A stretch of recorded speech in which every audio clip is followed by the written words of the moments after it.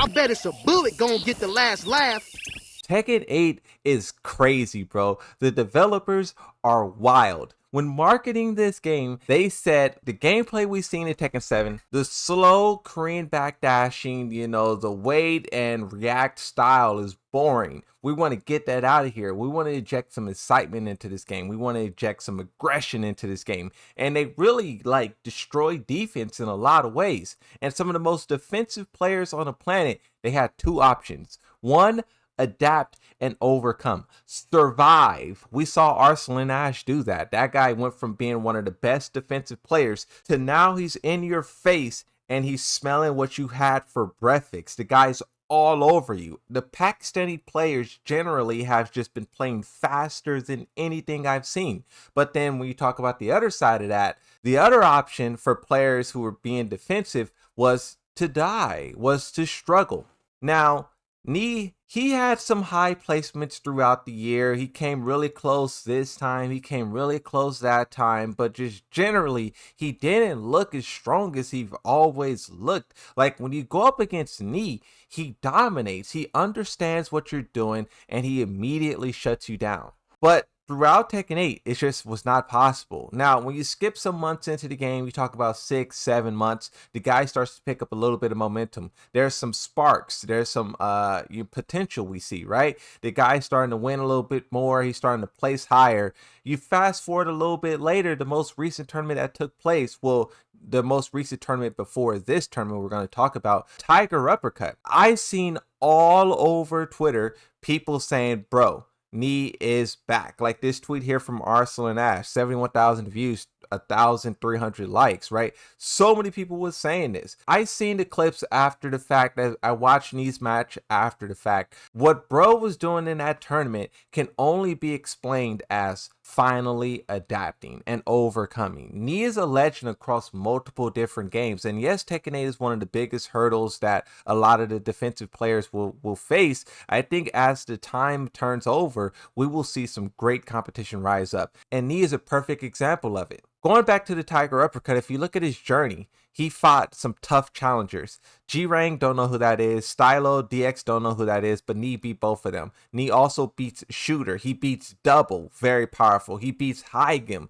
Edge. His first loss, 0-2 to Ulsan. Remember that. It's important. He then wins against two Pakistani players, Farzin and Tavir. And then he wins against, correct me if I'm wrong, because this Ulsan again, so he beats Ulsan. Okay, but then he goes on to lose against Shadow. Now, those last couple of matches takes place in the top 8. Like you can see, Knee gets his revenge here. And then Shadow, speaking of overcoming, speaking of rising up, you got to give so much props to the American players. Also, some EU players are doing really good as well. I think a lot of people are. Thailand, many places, Philippines. But the American players went from not even being able to compete. I remember seeing those tournaments when an American gets up on stage and everyone is looking at their phones, not paying attention. And then slowly, little by little, you see Cuddlecore, Anakin, Shadow. You see a lot of these guys, Joey Fury, Joe Crush, rise up and do great things.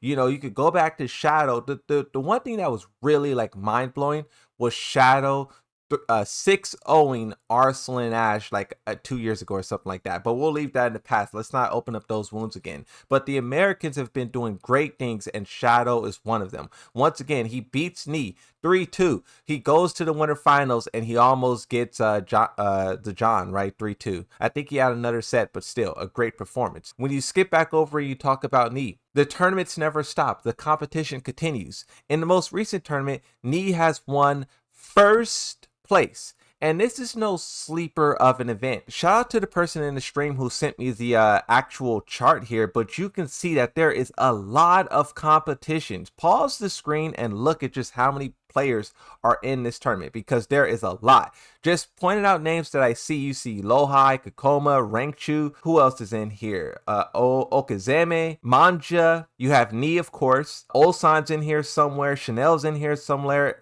Edge, Molgold. You have a lot of players. Think of a Korean name, it's here. Well, besides iMusician, I was looking up and down to see if iMusician was here, and I didn't see him. But you also have Infested, so this was a stacked tournament. And as you can see with the results, Knee was able to come out on top. He beat Mogold, John Ding, he beat Lohai, he beat Ulsan, he beat Manja, CBM. Just for a comparison, when you talk about his teammates, Knee was a champion, Lohai's top 4, Infested is top 17, and then Chanel exited in round 3. They tweet out, "Return of the Tekken God." Going back to Tiger Uppercut, when you focus on Knee's 3rd place placement, I wonder how this will affect the global leaderboards. Now, currently as it stands, this hasn't been updated. Knee is not a part of the top 20 here, but we know that this is outdated because King Ray Jr. has been knocked down and Shadow will also go up. So who takes King Ray's Jr.'s spot? I don't know. Knee getting 3rd place, I will give him a lot of points. But then even then, when you talk about the regionals leaderboard, when you look at Korea, it's Milo. Once again, Knee has many different options of how he can potentially enter in the finals. You have the global leaderboards, which he probably qualifies, the regionals, which he probably qualifies, but then if he doesn't, you have the LCQ. And basically what I'm saying is, with how powerful, with how strong Knee is looking, with how well he is playing, if he makes it into the regionals or the globals, he is going to be in an excellent position, just like everyone else, to win the leaderboards. Going through the LCQ is going to be brutal. I heard Michael Murray said that there's like 500 people in it currently, and he wants to make more spaces available. So the LCQ is going to be one of the most stacked tournaments ever, because so many people are going to be entering in, and if Knee trying to make his way through that is going to be difficult, right? But if he can steal a spot in the globals or regionals, his chances of really making a statement is going to be that much higher. I like to root for these guys like Knee and Arsenal and Ash, see what they can do, see what they're made of. This is what the competition is all about. Hurdles are thrown your way, and you may stumble 1, 2, 3, 4, 5, 6 times, but it's not about how you fall. It's about how you rise up. And currently we are seeing that from Knee. When you talk about Knee's character, that's when things really get interesting. We all are well aware that Tekken currently is pretty chaotic when it comes to balancing. Yesterday, I got in a little bit of trouble because I was misrepresenting a clip from JDCR. Someone posted it to Reddit out of context. They were saying that JDCR was saying that you can play Tekken 8 without a brain. In that clip, JDCR was saying some crazy things about Dragunov being super cheap, Fangwei, Nina. I seen that and I was like, oh, sounds good to me.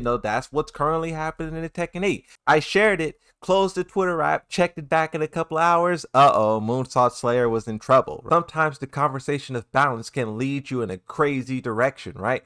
But when you focus on Brian Fury and his place in all of that, yes, he is a strong character, but he is not the strongest character. Here's a tier list that was recommended to me a little while ago. This is from a professional player, I believe also a streamer, Hyde Tone. In Tekken 8, Brian Fury has took a very interesting turn. He still has a lot of his complexities to him, but the way that this game has been simplified, and also a lot of the things Brian Fury has gotten, makes the character so interesting. His wall tech is pretty crazy. His I don't know what it's called, but that move where he can absorb an attack and then boom, come back at you.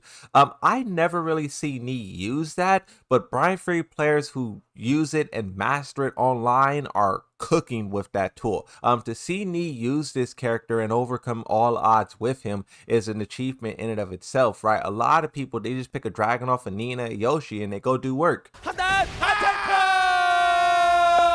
마무리하면서 철권 시리즈에서 또 에잇에서 새로운 우승을 만들어냅니다.